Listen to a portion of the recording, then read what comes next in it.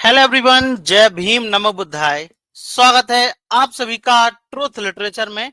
आज हम जानने और समझने का प्रयास करेंगे राम भद्राचार्य के जो झूठ हैं उनको हम डिबंग करने का प्रयास करेंगे, क्योंकि यह कहने को तो यह बाबा है और देख नहीं सकता है, लेकिन इस बाबा बराबर नफरत शायद ही है कोई अन्य बाबा फैलाता होगा, क्योंकि इसमें जातिवाद, महिलाओं के खिलाफ अन्य बातें और अन्य नीची जातियों को भी नीचा दिखलाता है, यहाँ तक कि ब्राह्मण को भी।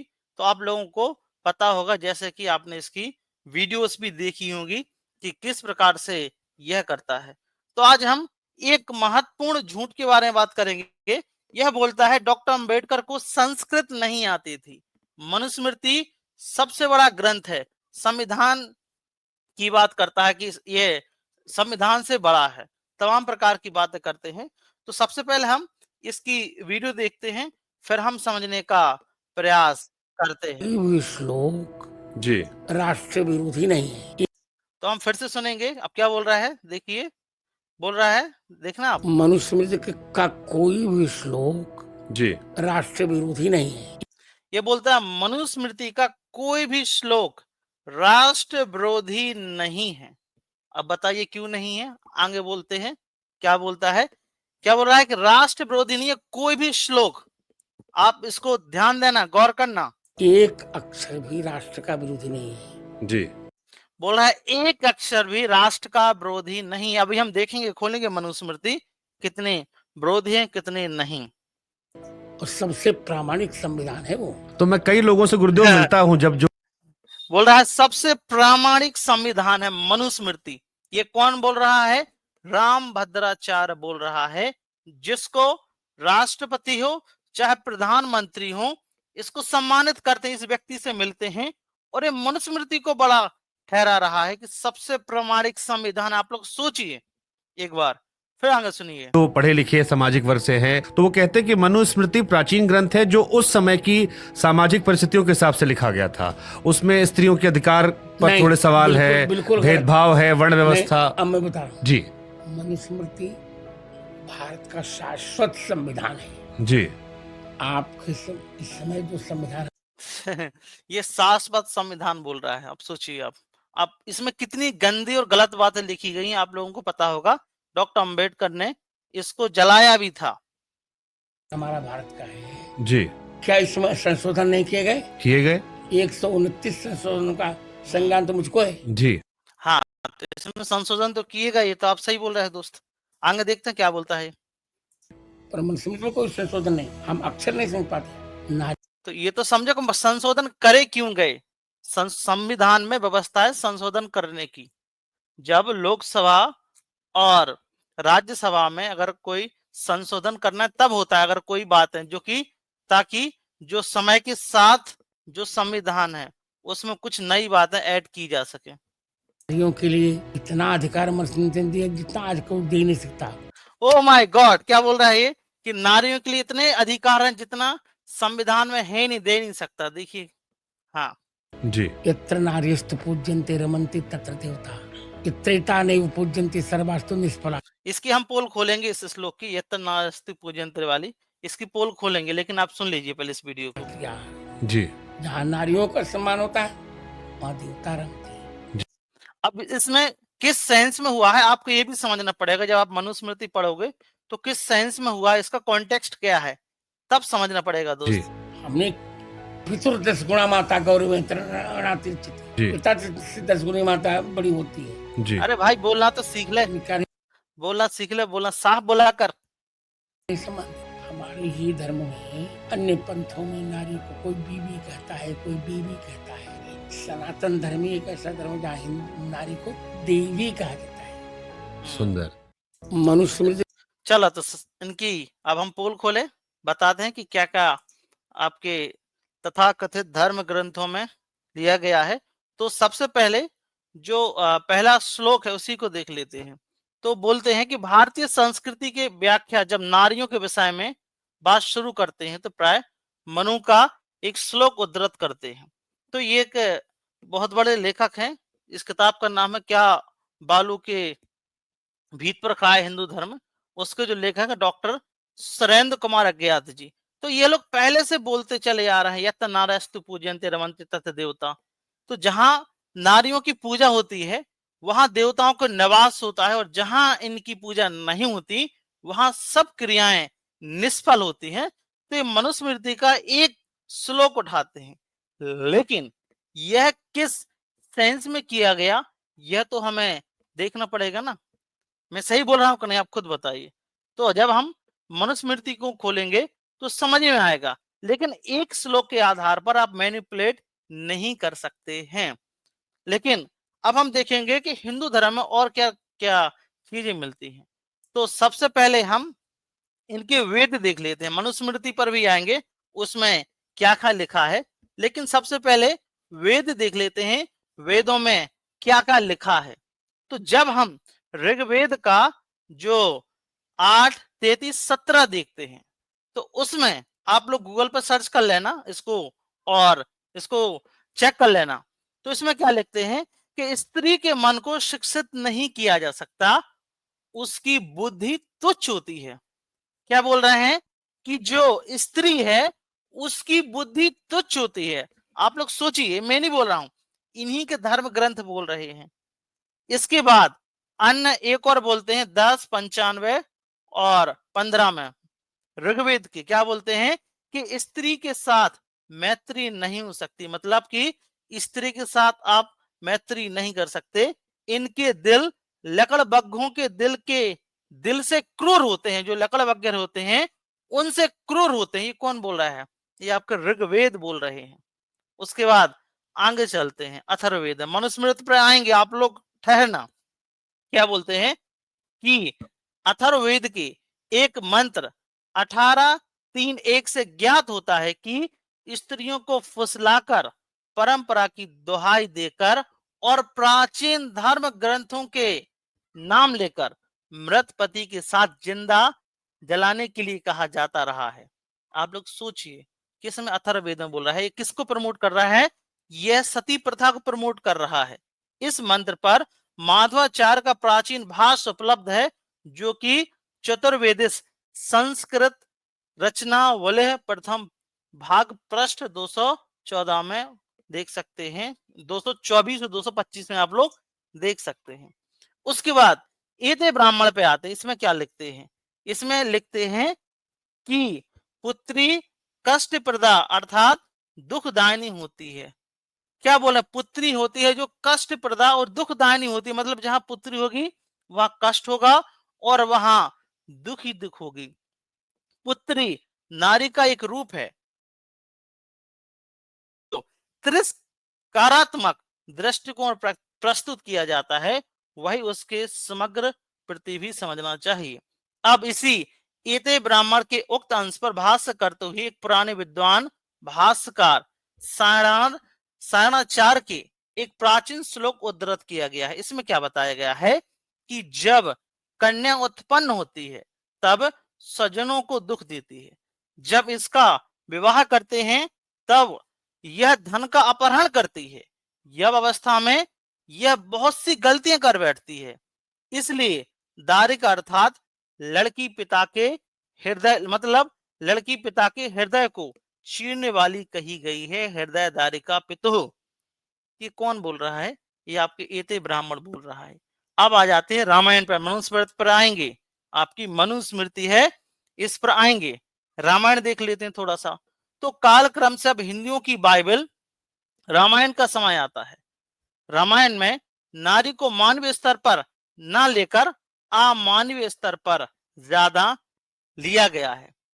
उसके चरित्र नायक के पिता दशरथ का 3 स्त्रियों से विवाह करना यह घोषित करता है कि तत्कालीन संस्कृति में नारी पुरुष की संपत्ति थी, उसकी विलास भूमि थी। यदि इस तथ्य को झुटलाने के लिए कोई यह कहे कि संतान प्राप्ति के लिए 3 बार शादी की गई तो भी बात नहीं बनती। जिस गुरु के आशीर्वाद से 3 स्त्रियों में संतानोत्पत्ति हो सकती है, वहीं गुरु पहले भी 3 ही रानी में ऐसा कर सकता है। यह बात नहीं है कि दूसरे विवाह की अनुमति कुल गुरु से ना ली गई हो।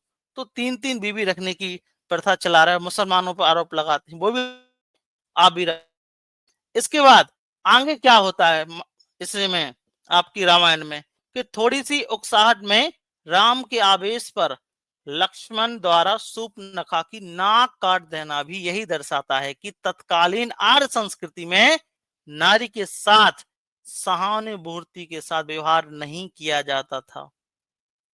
उसके बाद आप लोग ये बोल दोगे कि नहीं वो तो राक्षसी थी इसलिए उसकी नाक काटी गई, चलो मान लिया, लेकिन कोटि कोटि भारतीय जनता की श्रद्धा की पात्र सीता के साथ भी यही कुछ किया गया जो सूर्पनखा के साथ किया गया, यही कुछ किया गया। रावण से सीता को मुक्त कराकर भारतीय संस्कृति के प्रतीक राम ने उसके साथ सहानुभूतिपूर्ण बर्ताव नहीं किया, प्रस्तुत उसे अग्नि परीक्षा के लिए बाध्य किया गया। क्या किया गया? अग्नि परीक्षा तुम्हें देनी पड़ेगी, चलो मान लिया, लेकिन राम की क्या अग्नि परीक्षा नहीं होनी चाहिए? तब खुद बताइए। उसके बाद भी इनका मन नहीं माना। जिस बात की आशंका थी राम ने वह भी कुछ समय बाद दिखाई।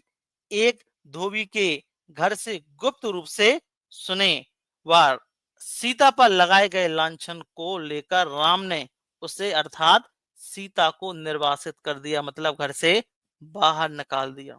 यही होता है कि नारी का सम्मान। बताइए आप लोग।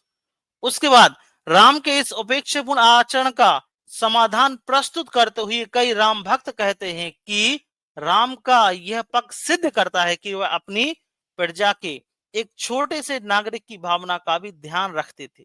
उसके मन में राम का यह आचरण भारतीय राजतंत्र का उज्जवल रूप प्रस्तुत करता है, परंतु उनका कथन राम के चरित्र को हास्यास्पद बना देता है।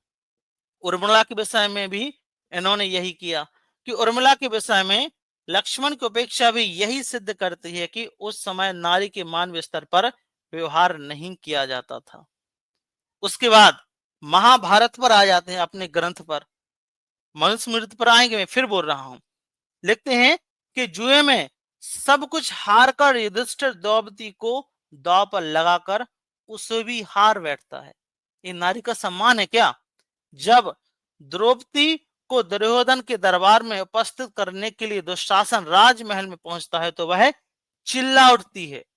जुए में हार चुके पुरुष के पास ऐसा कौन सा अधिकार है कि वह अपनी पत्नी को दांव पर लगा दे और उसे दूसरों की गुलाम बना दे? बताओ कौन सा अधिकार है उसका?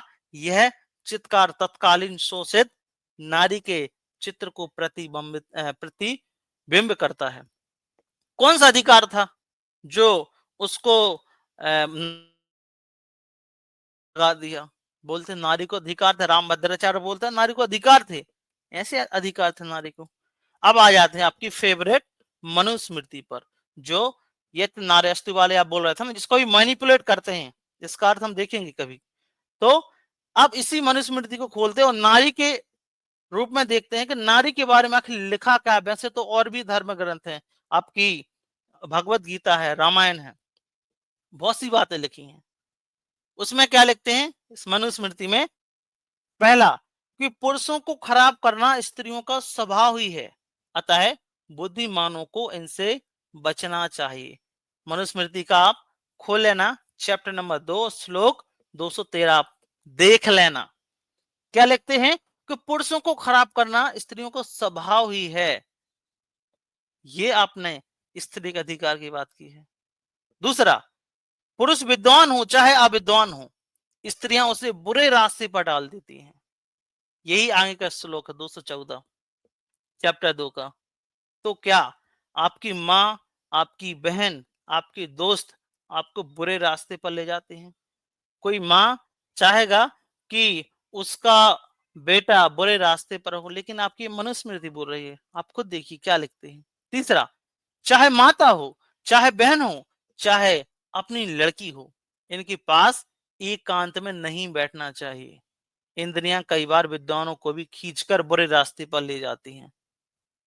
इतनी घटिया बातें और कहां मिलेगी मनुस्मृति के अलावा? ये तो मैं सिर्फ स्त्री के संदर्भ में बता रहा हूं। चौथा, लड़ाई के लिए भूरे रंग वाली, 6 उंगलियों वाली, ज्यादा बालों वाली, बिना बालों वाली, ज्यादा बोलने वाली स्त्री के साथ विवाह ना करें। मतलब जो स्त्री ज्यादा बोलती है, मतलब कि जिसके पास नॉलेज है, ज्ञान है, उसके साथ विवाह ना करें। आज भी गांव में देखते हैं, तो मुझे तो एक ऐसी लड़की चाहिए, गौ लड़की चाहिए, वैसी जो कहे बस सुन ले, चाहे उसको मारो चाहे पीटो, वह कभी पलट का जवाब ना दे।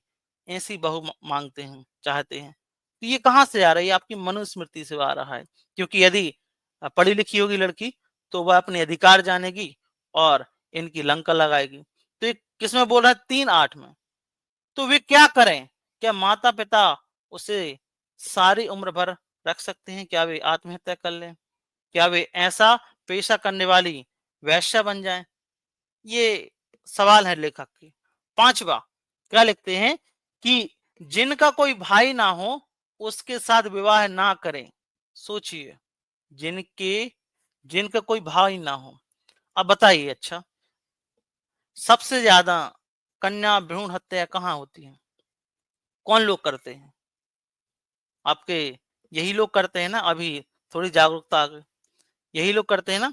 लड़की को, बच्ची को घर में उसको मार दिया जाता है, अभी भी होता है। तो ये कहां से आ रहा है? जिनका कोई भाई ना हो। देख लीजिए आप खुद। तो इसमें उस बेचारी लड़की का क्या कसूर है कि उसका कोई भाई नहीं? आप खुद बताइए। 7वें में देखते हैं कि कुमार अवस्था में पिता उसकी देखभाल करता है, यौवावस्था में पति और बुढ़ापे में पुत्र। नारी स्वतंत्र नहीं की जानी चाहिए। स्त्रियों को जरा सा भी बातों से बचना चाहिए, नहीं तो दोनों कुलों की बदनामी होती है। चैप्टर नंबर 9, 3 और 5 कौन बोल रहा है? यह मनुस्मृति बोल रही है। रामभद्राचार्य बोलता है कि स्त्रियों का अधिकार है। यह अधिकार है। आपने कहीं लिखा कि स्त्रियों को भी शिक्षा का भी अधिकार होना चाहिए? मनुस्मृति में, ग्रंथ में लिखा है क्या? नहीं लिखा ना। फिर देखते हैं 8वें नंबर पर कि स्त्रियों को घर के कामों और धर्म के कार्यों में व्यस्त रखना चाहिए, ताकि वे खाली समय प्राप्त कर ना सके। मतलब खाली समय प्राप्त ना कर सके। घर के काम और कौन से धर्म के काम करने चाहिए? घर के काम करो, उपवास रखो, ताकि आपको खाली समय ना मिल सके, ताकि आप अपने बारे में ना सोच सकें। यही तो आपकी मनुस्मृति चाहती है। इसमें कहां लिखा है? आप लोग बता दीजिए। आप लोग बता दीजिए कि कहां लिखा है कि स्त्रियों को स्कूल जाना चाहिए, उनको एजुकेशन मिलनी चाहिए? नहीं लिखा ना। कहां लिखा? 9वां, स्त्रियों को बचकर रखना चाहिए। वे सुंदर और क्रूप का भी ध्यान नहीं रख करती, वे किसी भी पुरुष की हो जाती हैं। वे किसी भी पुरुष की हो जाती हैं। ये कौन बोल रहा है? ये मनुस्मृति बोल रही है। जी। एक भी लाइन नहीं पढ़ी, मुझे तो ऐसा लगता है मनुस्मृति का। या फिर ये पढ़ा लिखा बैठा गवार बैठा है। माफ करना, मैं ऐसे शब्दों का इस्तेमाल कर रहा हूं, लेकिन ये पढ़ा लिखा गवार व्यक्ति बैठा है, जिसको कुछ जानकारी है ही नहीं। ना इसने मनुस्मृति पढ़ी है और ना इसने कोई वेद मंत्र पढ़े होंगे। मुझे तो ऐसा नहीं लगता। या फिर ये जानकर भी लोगों को मैनिपुलेट करने का प्रयास कर रहा है, ताकि धर्म से जुड़े रहे।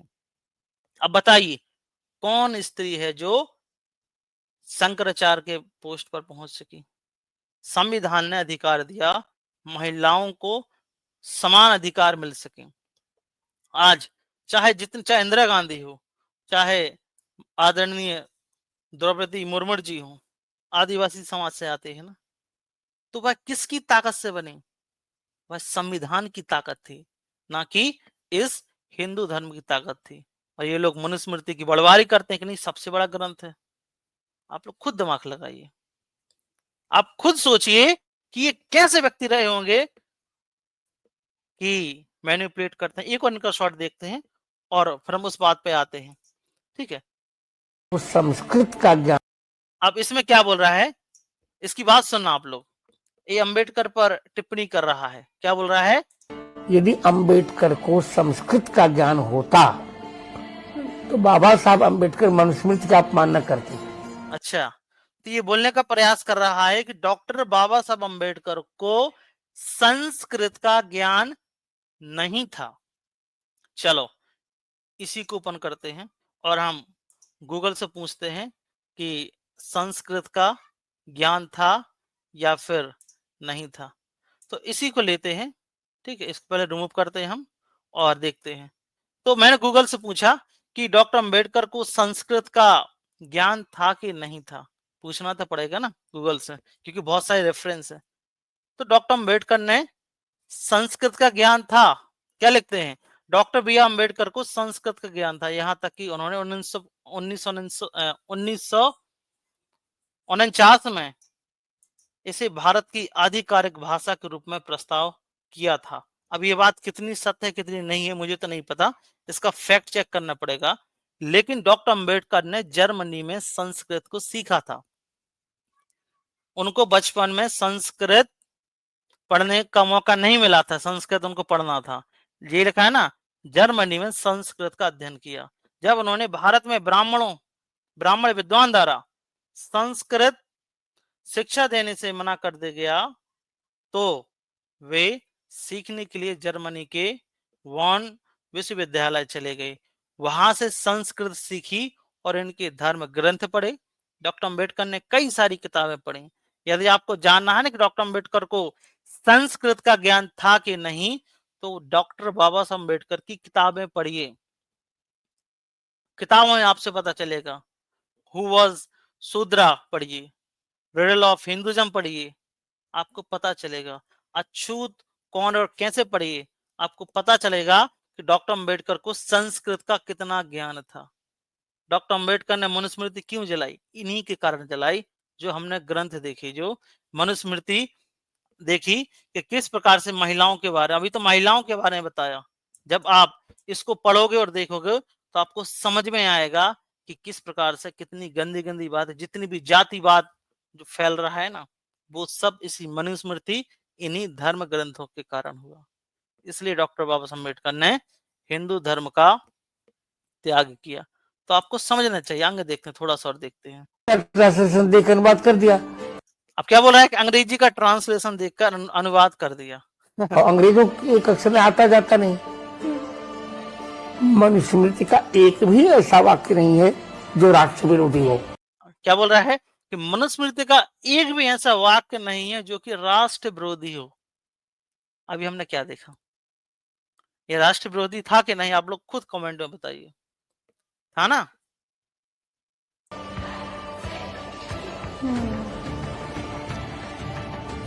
स्वतंत्रता का शंखनाद मनु ही कहते हैं। अब वही है, बकवास करते रहो, क्या मतलब, ठीक है। तो मुंह खोला, शब्द का पूरा बकते रहो जो बकना हो। तो इसी प्रकार से आप लोग देख सकते हो कि किस प्रकार से यह जो बाबा ढाबा है, राम भद्राचार्य है, वैसे तो आंखों से अंधा है, लेकिन देख ली इनकी अकल कितनी ज्यादा अंधी है अच्छी। आप लोग खुद कमेंट में बताइए। मैंने इसको थोड़ा सा एनालिसिस जो किया है थोड़ा सा कड़ा कर दिया, लेकिन आप लोग खुद बताइए कि किस प्रकार से ये बातें करते हैं। तो आपका इस टॉपिक के बारे में क्या मानना है, आप लोग कमेंट बॉक्स में बताइए। और यदि आपने हमारे चैनल को सब्सक्राइब नहीं किया है तो सब्सक्राइब कीजिए। और यदि आप इसी प्रकार की वीडियोस चाहते हो, मेरा प्रयास है, तो मैं ऐसा प्रयास कर रहा हूँ पहली बार कि इस प्रकार की वीडियोस आपके बीच में ला सकूं। तो आप लोग प्लीज आप कमेंट बॉक्स में बताएं और हमारा मोटिवेशन बढ़ाएं। मुझे पता है कि इस वीडियो को कोई नहीं देखेगा, यूट्यूब भी इस वीडियो को आगे नहीं बढ़ाएगा। इसकी किसकी जिम्मेवारी है? यह आप लोगों की जिम्मेवारी है कि आप इस वीडियो को ज्यादा से ज्यादा शेयर करें और लोगों तक पहुंचाएं। So thank you very much. जय भीम, जय भारत।